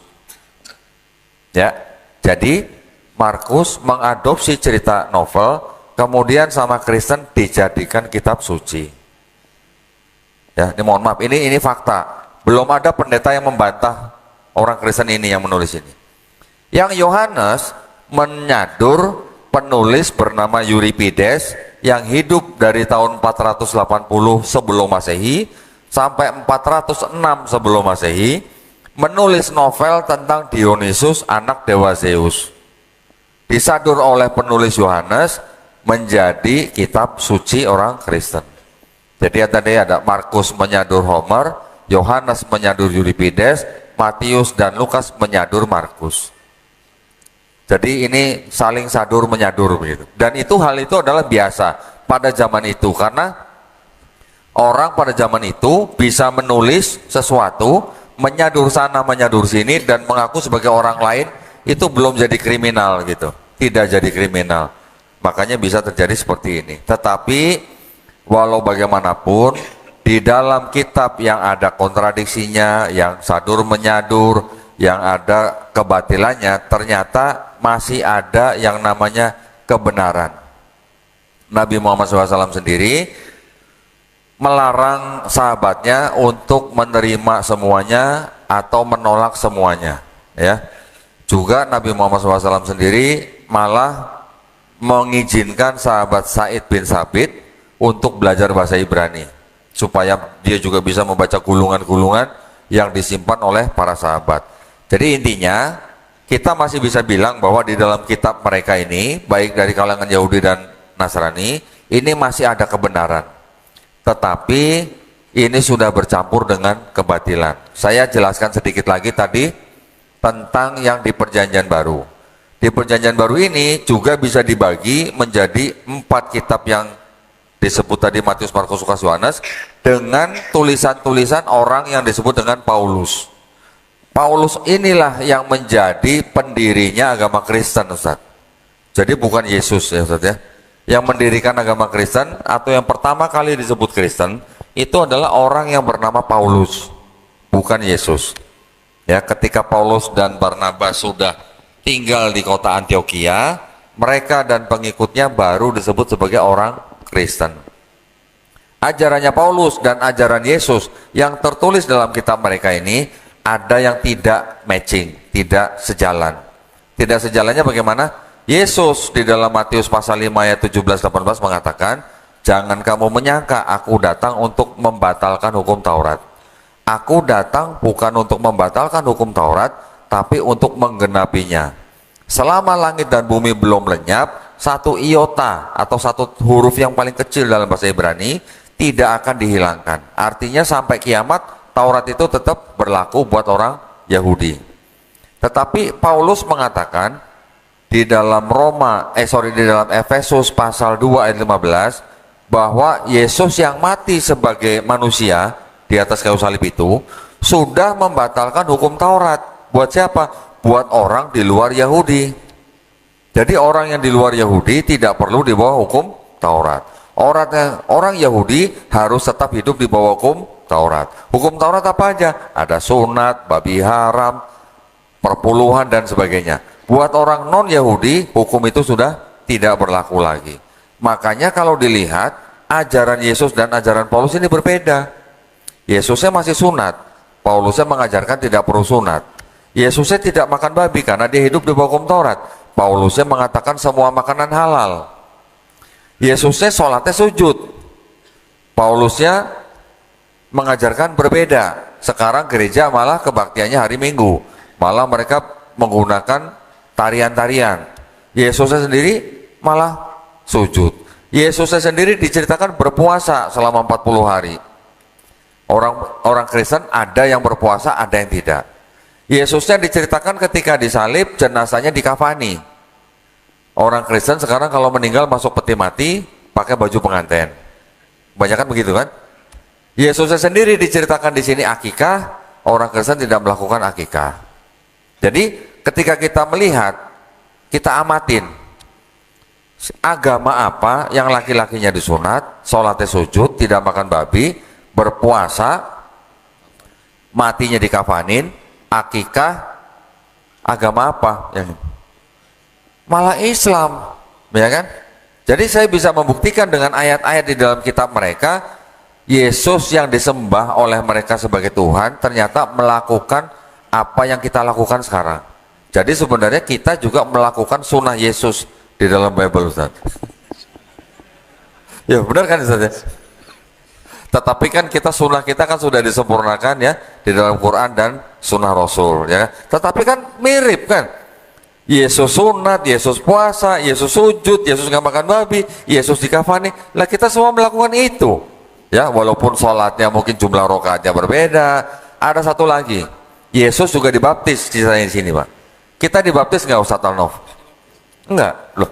Baptisnya orang Yahudi itu sama dengan mandi junubnya orang Islam. Maknanya ya. Jadi ketika di Islam kita tahu mandi besar atau mandi junub, maknanya tuh sama dengan baptisnya atau mikvahnya orang Yahudi. Jadi Yesus juga baptis, kita juga baptis, hanya istilahnya saja kita mandi besar gitu. Jadi ini semua dilakukan Yesus di situ. Kita yang mengikuti, orang Kristen malah tidak mengikuti. Jadi kita bisa buktikan bahwa Kristen sebenarnya bukan pengikut Yesus, tapi pengikut Paulus gitu ya. Ustaz, Cukup jelas, ya? Ustaz, ini kok bisa, Ustaz? Yesus berkeyakinan lain, Paulus lain. Ya. Islam nggak ada, Ustaz. Nabi Muhammad dengan kita sama keyakinannya, Ustaz. Apa rahasianya, Ustaz? Kok Islam ini terjaga dari Nabi Muhammad sampai ke kita, nggak ada perubahan-perubahan, Ustaz? Turun dari Allah ke Jibril, Nabi Muhammad sampai kita sama, Ustaz. Tapi ini Paulus dengan Yesus beda, Ustaz. Silakan, Ustaz. Saya sebetulnya banyak pertanyaan saya, cuman untuk podcast besok. Jadi kalau saya tanya malam ini, habislah bahan saya besok. Ya sebetulnya ini bagi ibu-ibu, bapak-bapak, jamaah, ya inilah kesempatan kita. Apa yang mengganjal di pikiran, ya tanyakan aja, nanti Koh Dondin jawab. Silakan. Silakan kalau ada sesi tanya jawab. Baik, Oh, saya banyak. tidak buka banyak karena kita ini ramai. Yang kedua, ini kan live, sehingga berbagai persepsi mungkin kok. Dan tempat kita di Masjid Raya An-Nur, Provinsi Riau. Sehingga saya akan menunjuk berapa orang. Boleh satu di depan? Boleh, satu dulu. Nanti yang lain nyicil. Karena takut kalau dikumpul-kumpul nanti lupa menjawabnya. Silakan pertama bang. Simple bang ya, jelas, langsung to the point.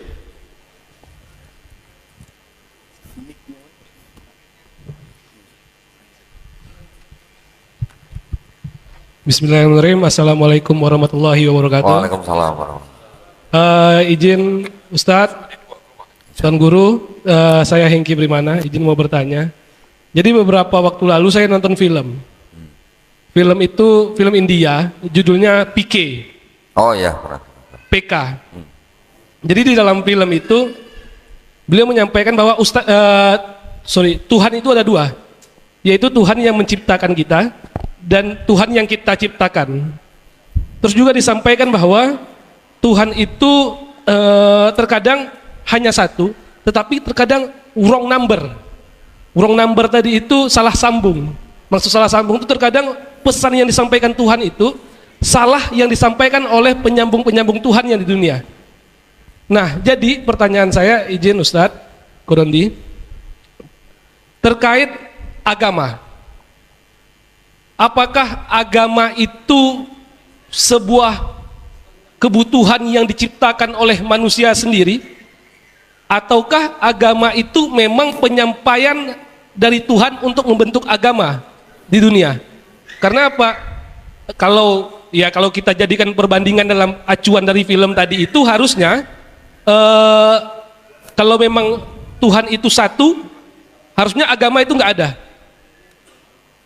Karena mungkin ada persepsi yang berbeda sampai pesan Tuhan ke dunia itu yang membuat agama itu ada beberapa, malah banyak gitu. Mungkin itu Ustadz, sekali lagi saya simpulkan bahwa apakah agama ini memang kebutuhan manusia, diciptakannya agama-agama, apakah memang ini dari manusia ataukah memang ini pesan dari Tuhan untuk menciptakan agama di dunia. Terima kasih. Wabillahi taufiq wal hidayah. Assalamualaikum warahmatullahi wabarakatuh. Langsung kok. Mas kan muslim nih, ya kan? Mas kan tahu bahwa ada ayat Quran surat Ali Imran ayat 19. Inna dina indallahil Islam. Artinya apa? Agama yang diridhoi di sisi Allah adalah Islam. Berarti harusnya menurut keyakinan seorang muslim, agama yang istilahnya diturunkan oleh sang pencipta itu ada berapa, Mas? Harusnya. Hah? Iya. Paham, saya paham. Nah, justru saya sedang menjawab, tapi dari sisi pandangan kita sebagai orang Islam. Ya. Di dalam Quran surat Ali Imran ayat 19 sudah dikatakan inna dina indallahil Islam. Berarti kalau begitu Allah Subhanahu wa taala sang pencipta ini tidak menurunkan agama selain Islam. Betul? Setuju? Nah, berarti kalau ada agama-agama lain yang di luar Islam, itu adalah pemikiran manusia, ya, pemikiran manusia atas bisa dikatakan wahyu, bisa dikatakan pemikiran manusia yang dijadikan agama. Karena tadi yang dari sini aja ada pemikiran agama yang dijadikan sebagai ayat, ya kan? Sekarang Mas tahu nggak ada berapa agama di seluruh dunia? Kira-kira 4.300, termasuk yang isme-ismenya gitu ya, yang ateisme, gnosisisme dan sebagainya. Ketika kita menguji kenapa Islam dari antara 4.300 agama ini, semuanya tentu saja kembali kepada konsep ketuhanan, konsep kitab. Kan harus ada kitabnya yang namanya agama yang diberikan oleh pencipta yang cuma satu itu. Ya kan harus ada kitabnya. Seperti Mas beli TV, pasti ada buku owner's manual kan. Juga seperti misalnya di kantor pemerintah, kantor swasta, sekolah, semua pasti punya aturan. Buat apa aturan? Yang membuat aturan itu yang karyawan atau student atau yang pengurus sekolahnya. pasti pengurus sekolahnya. Untuk apa? Untuk ada ketertiban orang atau ketertiban murid supaya mereka bisa mencapai tujuan mereka sekolah. Kan begitu. Begitu juga Allah Subhanahu wa taala ketika sudah menurunkan kitabnya, tujuannya untuk apa? Untuk supaya manusia itu tahu bagaimana caranya menjalani hidup di dunia sehingga dia pulang ke rumah yang benar, kan begitu. Istilahnya begitu. Jadi kalau dari jawaban seperti itu harusnya kita bisa menjawab bahwa itu bukan agama, itu bukan kebutuhan manusia, tapi udah perintah dari yang menciptakan manusia. Itu yang bisa saya jawab ya. Mungkin lebih bisa dilengkapin oleh Ustadz Abdul Somad. Kata Sigmund, tulisannya Freud. Kata Sigmund, Tuhan itu tidak pernah menciptakan manusia. Manusialah yang menciptakan Tuhan. Kemudian dia Yahudi. Sigmund orang Yahudi, dan orang Yahudi sendiri mengkafirkan Sigmund. Nah, jadi Sigmund itu di mata orang Yahudi kafir. Kafir itu artinya ingkar, karena dia ingkar pada Tuhan. Lalu kemudian kata Nietzsche orang Jerman, kata Nietzsche, Tuhan pernah ada tapi dia sudah mati. Itu.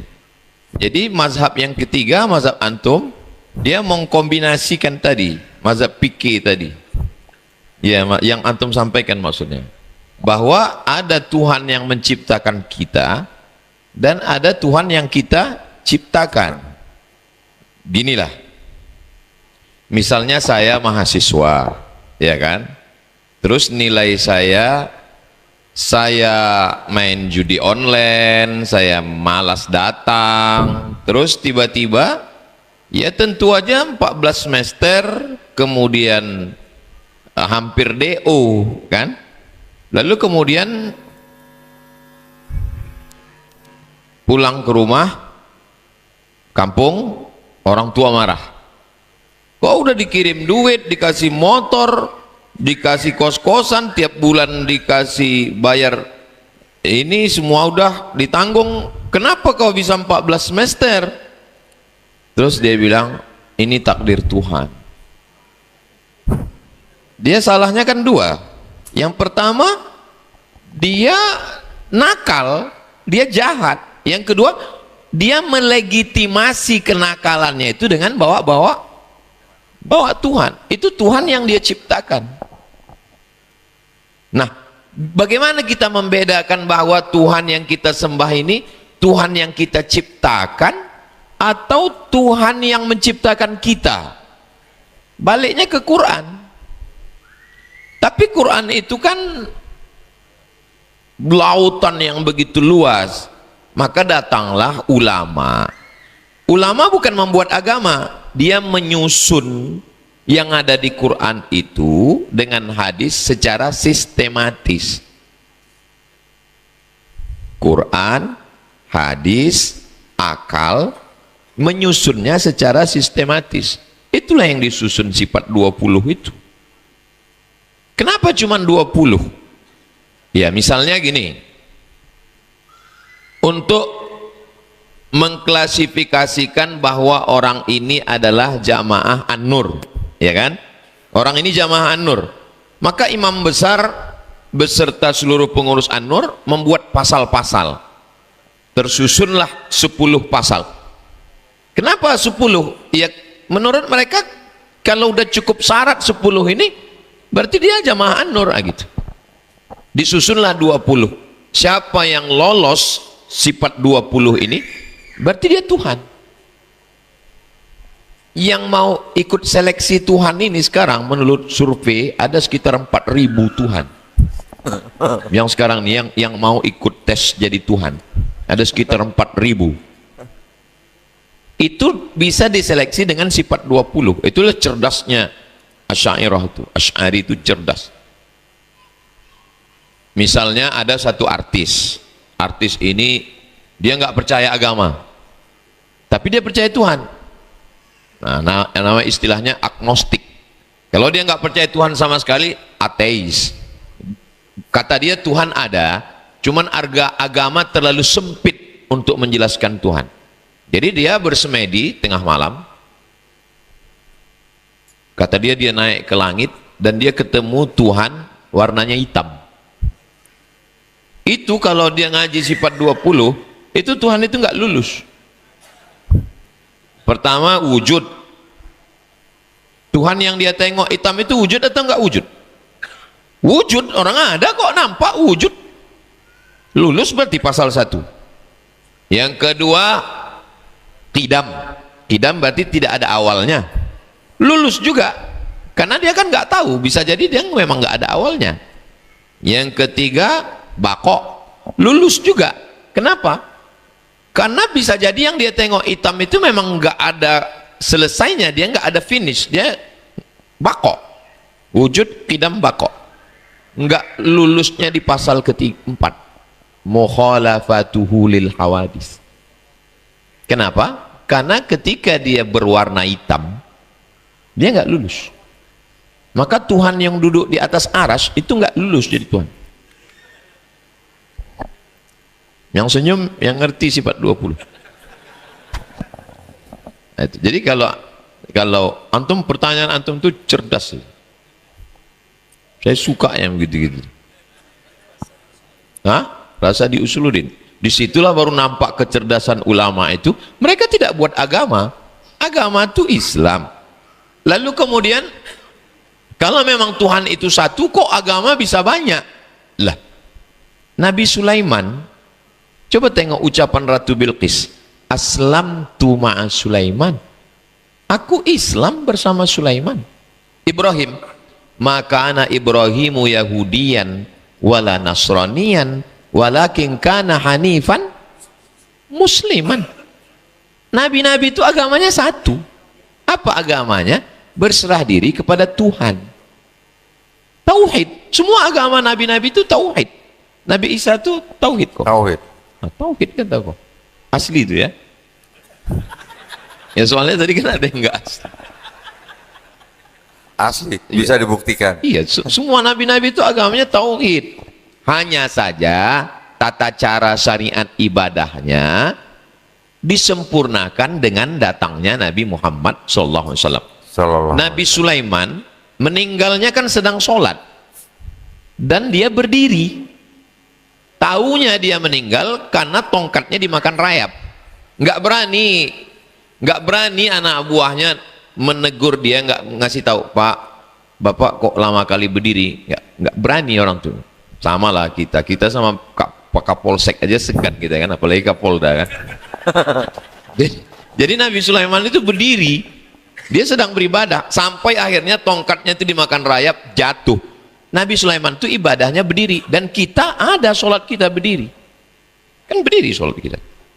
Lalu kemudian Nabi Isa itu ibadahnya sujud. Betul. Matius 26 ayat 39 tuh. Tuh, lengkap kan? Bukti. Sujud. Sujud. Nabi Isa itu sujud, dan kita ibadah kita ada sujud. Dan coba tengok ibadah orang Yahudi, ada rukuknya. Kedatangan Nabi Muhammad, coba tengok bunyi ayatnya, al-yauma akmaltu lakum dinakum wa atmamtu alaikum ni'mati, aku sempurnakan nikmat. Tegak, ruku, sujud, i'tidal, tasyahud ada pada finishnya Nabi Muhammad SAW. Jadi kalau ada orang Yahudi masuk Islam, dia tidak keluar agama, dia menyempurnakan keyahudiannya. Kohdondi, dia tidak keluar dari Nasrani, dia menyempurnakan kenasraniannya. Kembali, jadi kalau di bahasa Inggris itu kan ada dua istilah, Ustaz. Ada yang mengatakan orang yang masuk Islam disebut orang yang convert. Ada juga orang yang menyatakan ketika orang masuk Islam itu disebut revert. Ya, yang lebih tepat adalah yang revert, karena ada hadis yang mengatakan bahwa setiap bayi itu kan sebenarnya fitrah. Fitrah artinya apa? Muslim. Muslim artinya apa? Berserah diri kepada penciptanya. Itu. Jadi jangan kita diajak, itu Ustadz Somad itu ngajak orang masuk Islam. Enggak. Karena asalnya, ma min mauludin illa yuladu alal fitrah. Semua manusia ini fitrah. Yang dimaksud dengan fitrah itu apa? Kata Abu Hurairah, fitratul Islam. Fa'abawahu yuhawwidanihi au yunassiranihi au yumajjisanihi. Kenapa tidak ada au yusallimanihi? Enggak ada. Ustadz lah yang mengislamkan dia, enggak ada. Dia hanya kembali ke jalan revert. Betul. Revert. Dia bukan convert. Dia kembali ke Islamnya. Iya. Yang aslinya dia dulu memang Islam.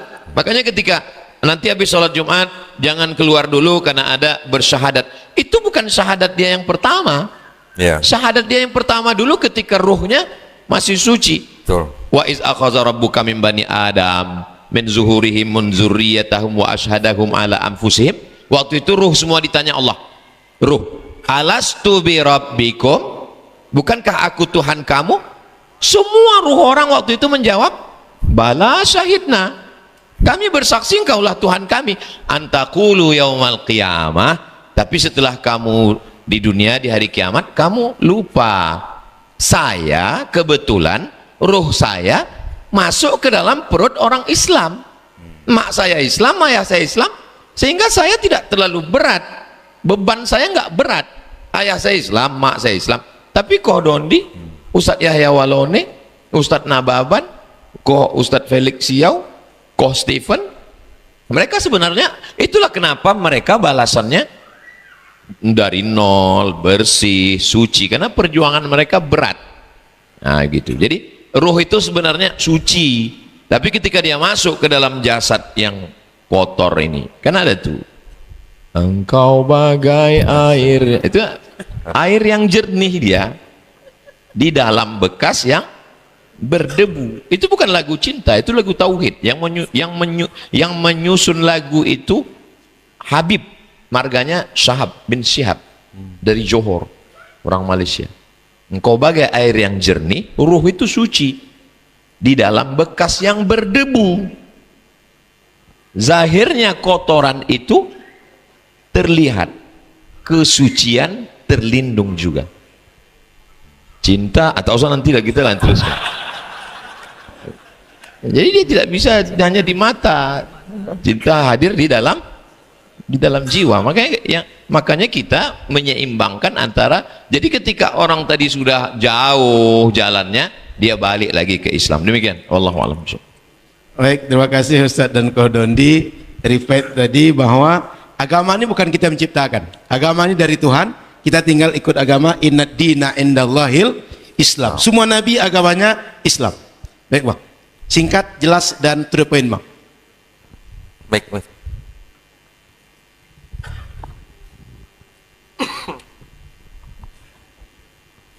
Bismillahirrahmanirrahim.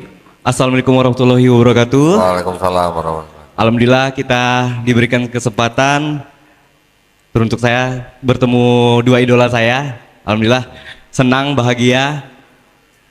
Bagaimana kalau kita ketemu Rasulullah nanti, semoga kita dipertemukan di akhirat surga nanti, amin, Allahumma amin. Amin.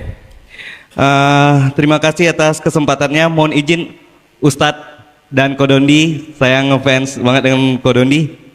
Saya ingin ajukan pertanyaan. Yang pertama, siapakah Paulus itu? Kenapa orang Nasrani atau Kristen mengikutinya dan mengakuinya sebagai Rasul dan mendapatkan mujizat-mujizat? Yang pertama, apakah ia murid Yesus? Ya, kok? Lalu yang kedua, mengapa penyebutan dari Nabi Isa itu berbeda-beda dalam tiap daerah? Sehingga membuat orang-orang Kristen mengatakan Yesus dan Isa itu adalah pribadi dan cerita yang berbeda. Nah, dua itu aja pertanyaan dari saya. Terima kasih. Wassalamualaikum warahmatullahi wabarakatuh. Waalaikumsalam warahmatullahi wabarakatuh. Baik, yang pertama, siapakah Paulus? Paulus ini adalah sebenarnya orang Yahudi juga, ya, orang Israel juga. Ayahnya dari suku Benyamin, ya, tetapi ibunya dari Tarsus Yunani. Jadi Paulus ini bukan Yahudi murni, tapi Yahudi bleseran, gitu ya. Dia mengaku sebagai pelaku Taurat tanpa cacat, pernah belajar dari Rabi Gamaliel, pernah menjadi warga negara Romawi, pernah bekerja mengejar-ngejar pengikut Yesus, ya. Mengejar-ngejar ini dalam arti mempersekusi, menjarakan, menyiksa, membunuh dan sebagainya. Tetapi apakah Paulus ini pernah ketemu Yesus tatap muka? Tidak pernah, ya. Tidak pernah ketemu tatap muka dengan Yesus, tidak pernah ngopi bareng Yesus. Yang jelas ketika suatu saat Paulus sedang mengejar-ngejar pengikut Yesus, setelah Yesus tidak ada, ya, setelah Yesus diangkat, Paulus pergi ke suatu tempat yang ke kota Damsyik. Di tengah perjalanan, Paulus dan teman-temannya mengaku melihat cahaya, mendengar suara. Suaranya apa? Saul, Saul, mengapa engkau menyiksa aku? Saul itu adalah nama Paulus sebelum dia mengaku bertobat. Dulu awalnya namanya Saulus, berubah menjadi Paulus. Ketika Saul mendengar suara itu dan melihat cahaya itu, dia menceritakan bahwa dia sempat buta, kemudian sesampainya di Damsyik, dia ditolong oleh salah seorang yang disebut orang hamba Tuhan, terus kemudian sembuh. Setelah itu dia mengaku menjadi pemberita tentang Yesus, ya. Jadi dia belum menyatakan diri sebagai Kristen, dia mengangkat dirinya sendiri sebagai rasul, ya, mengangkat dirinya sebagai rasul. Rasul di dalam kitabnya orang Kristen ini artinya pengikut Yesus, ya, bukan nabi yang menerima risalah, bukan. Nah, Paulus ini setelah mengaku bertobat, dia akhirnya menjadi pemberita tentang Yesus. Pemberita, ya, yang tadinya dia tidak pernah ketemu, tidak pernah belajar langsung dari Yesus, dia menjadi pemberita tentang Yesus. Nah, ada sebuah ajaran yang sangat-sangat berbeda dengan ajaran Yesus dalam perjanjian baru. Paulus mengajarkan bahwa manusia ini semuanya sudah kena maut. Dari mana? Dari dosa satu orang itu. Siapa? Istrinya Nabi Adam, ya, Hawa. Jadi karena dosa satu orang itu, semua manusia keturunan Adam sudah mendapatkan dosa. Karena dosa itu menyebabkan maut, makanya manusia tidak bisa bersatu kembali dengan Tuhan. Makanya Tuhan harus menjelma jadi manusia Yesus, menebus dosa manusia. Ini pemahaman dari Paulus, ya. Tetapi Yesus yang diceritakan di dalam 4 gospel tadi, Matius, Markus, Lukas, Yohanes, Yesus mengajarkan kepada Bani Israel di dalam Matius pasal 23 ayat 1 sampai 3 bahwa ahli Taurat dan orang Farisi itu sudah menduduki kursi Musa. Artinya apa? Mereka sudah menggantikan Nabi Musa untuk mengajarkan apa? Mengajarkan Taurat. Jadi Yesus mengatakan kepada bangsa Israel, kalian harus mengikuti ajaran ahli Taurat dan orang Farisi. Kalian harus ikuti ajarannya, tetapi jangan ikuti kelakuannya, ya. Kenapa? Karena orang Farisi dan orang ahli Taurat dianggap orang munafik karena mereka mengajarkan Taurat tapi tidak melakukannya. Yang pertama. Yang kedua, Yesus mengajarkan di dalam Matius pasal 18 ayat 3, dia ditanya, siapa yang terbesar di kerajaan sorga? Yesus mengatakan di Matius 18 ayat 3, barang siapa tidak bertobat dan menjadi seperti anak kecil ini, ada anak kecil yang dipegang Yesus, dia tidak masuk surga. Itu ajaran Yesus, ya. Saya sering bertanya kepada tamu-tamu saya yang datang, yang orang Kristen. Saya sering bertanya, kalau Yesus dianggap mengatakan itu, kalau tidak bertobat dan menjadi seperti anak kecil, kamu tidak masuk surga. Saya ingin bertanya, studi kasus saja gitu, ya. Kalau ada orang lewat, katanya, dia dengar Yesus ngomong begitu, terus kemudian orang itu bertobat, kemudian seminggu kemudian orang itu mati, orang itu masuk surga, masuk neraka. Saya sering nanya orang Kristen begitu. Kalau orang Kristen yang menggunakan akal sehat dan bersih dari doktrin, otomatis dengan rumus tidak bertobat tidak masuk surga, berarti kalau ada orang bertobat masuk surga, masuk neraka. Harusnya masuk surga, betul kan? Tapi saya bilang, tapi Yesusnya belum disalib. Kalau Yesusnya belum disalib, orang bisa masuk surga, berarti sebenarnya Yesus perlu disalib gak buat nebus dosa orang manusia? Itu sering orang terjebak dengan pertanyaan saya seperti itu, sehingga saya baru mikir, oh iya ya, kalau begitu ajaran siapa? Yesus harus mati di atas kayu salib untuk menebus dosa manusia. Itulah ajaran Paulus, ya. Jadi Yesus dan Paulus mengajarkan sesuatu yang berbeda. Ketika kita sudah berbicara cukup panjang dengan orang-orang Kristen yang datang ke tempat saya, akhirnya orang Kristen itu sendiri bisa mengakui bahwa dia pengikut Paulus, bukan pengikut Yesus. Saya bisa membuktikan kita adalah pengikut Yesus dalam Bible kamu. Kenapa? Yesus di sini sujud. Di Islam kita diperintahkan mengikuti taat kepada Allah dan taat kepada Rasul. Di dalam Quran surat Al-Hajj ayat ke-77, Nabi Muhammad SAW diperintahkan bersujud. Ya ayyuhalladzina amanu ruk'u wasjudu wa'budu. Diperintahkan bersujud dan Nabi Muhammad SAW disebut Muslim. Yesus Matius 26:39 bersujud. Abraham di dalam kitab ini Kejadian 17 ayat 3 Abraham bersujud. Keluaran 34 ayat 8 Nabi Musa sujud. Bilangan 16:22 Nabi Musa dan Nabi Harun sujud. Yosua pasal 5 ayat 14 sujud. 1 Tawarikh 15:29 sama Mazmur 95 ayat 6 Nabi Daud dan umatnya sujud. Nehemia pasal 8 ayat 6 Ezra sujud. Semua pada sujud, nabi-nabi sebelum Yesus. Nabi setelah Yesus pun sujud. Kita sekarang sujud. Kenapa kamu nggak sujud? Ikut siapa? Gitu. Kira-kira begitu ya. Jadi itu adalah trik aja. Karena kita tahu ada ayat-ayat yang berbunyi seperti itu di dalam kitab mereka sendiri gitu. Ya. Jadi ketika kita bisa membuktikan mereka sebenarnya pengikut Paulus, ya sudah nggak apa-apa, monggo. Kita nggak boleh ngelarang loh kalau ada orang mau menjadi pengikut Paulus, betul nggak? Dengan sebutan Kristen kita bisa membuktikan mereka pengikut Paulus, kita nggak boleh ngelarang. Monggo silakan. Kami yang pengikut Yesus dalam kitab kalian gitu. Selain ya, semoga menjawab pertanyaan. Silakan. Ini kalau kita lanjutkan mungkin sampai subuh nggak selesai. Betul kok ya?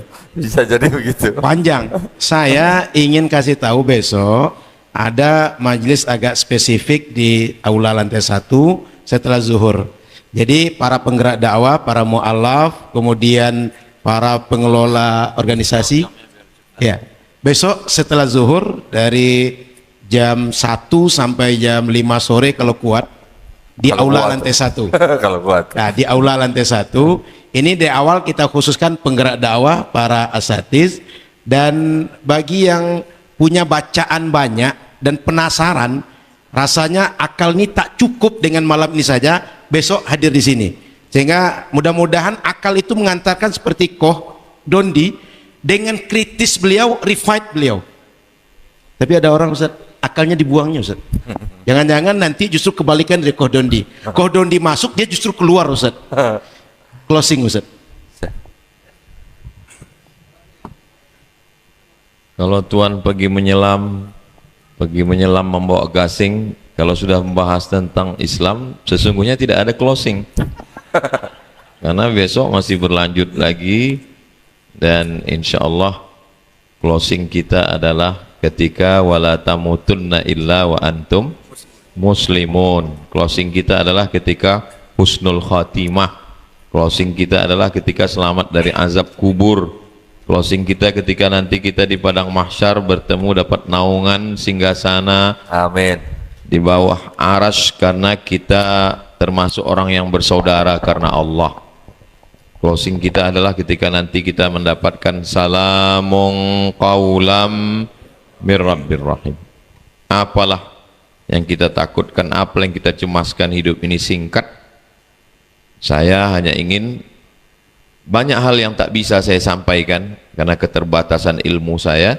Lalu kemudian Koh Dondi dengan bahasanya yang santun, orangnya lembut, dan dia bisa menyampaikan itu dengan ilmunya, bukan dengan hawa nafsu. Kenapa kita tidak pakai lidah beliau? Kita sesungguhnya ingin mendapatkan amal jariyah. Man jahaza ghazian faqad ghaza. Kalau kamu tidak bisa perang, siapkan tombaknya, siapkan baju besinya. Sayyidina Utsman bin Affan dapat pahala perang Badar walaupun dia tidak ikut karena istrinya sakit. Kita buatkan fasilitas dakwah, podcast, share video-video, dapat hidayah orang bukan gara-gara lisan kita, tapi gara-gara yang kita potong video kita sampaikan.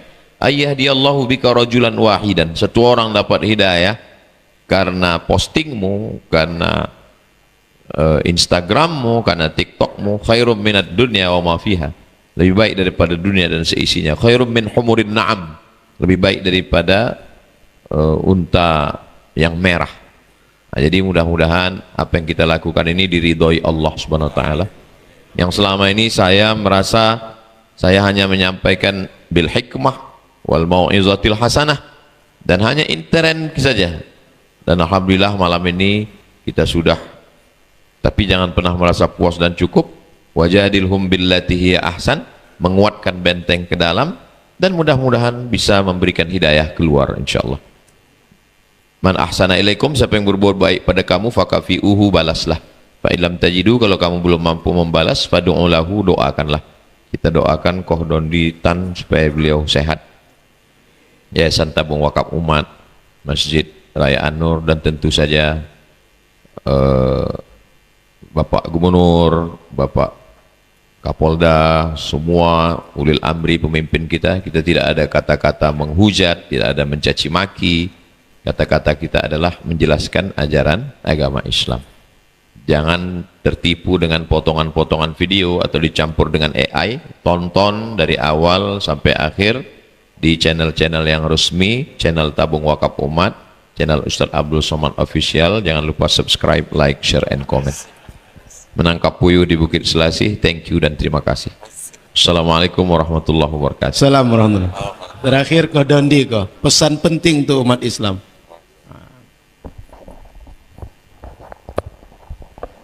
Baik, tadi sebenarnya sudah jelas sekali ya dari Tuan Guru Ustadz Abdul Somad pesan tentang Islam, dan kita juga tadi sudah mendengarkan banyak sekali ayat-ayat Quran yang dibacakan di depan kita pada malam hari ini. Jadi ketika kita dibacakan ayat Quran, sebenarnya itu sama juga Allah Subhanahu wa taala sendiri yang menyampaikan kepada kita, memperdengarkan di depan kita ya. Jadi buat saya sekarang, saya disebut sebagai muslim dengan arti saya harus berserah diri kepada kehendak pencipta saya. Itu sudah merupakan penghargaan yang paling tinggi yang saya bisa terima, yang saya bisa rasakan dengan nikmat yang luar biasa. Jadi alhamdulillah, pesan saya hanya jaga iman Islam itu sekuat-kuatnya, jangan sampai lepas daripada genggaman kita. Insya Allah kita yang mengikuti taat kepada Allah Subhanahu wa taala, taat kepada Rasul dan sunnahnya, insya Allah kita sudah disediakan tempat yang baik dan rumah yang benar. Rumah yang benar ini tidak mungkin menyakitkan buat kita ya. Amin ya rabbal alamin. Semoga kita semua dilindungi dan dirahmati Allah Subhanahu wa taala. Semoga kita juga dijadikan golongan manusia yang beriman kepada apa yang sudah diturunkan Allah Subhanahu wa taala melalui Rasulnya, dan insya Allah kita juga dijadikan golongan manusia yang menjadi saksi keesaan Allah Subhanahu wa taala. Barakallahu fikum, wabillahi taufiq wal hidayah. Wassalamualaikum warahmatullahi wabarakatuh.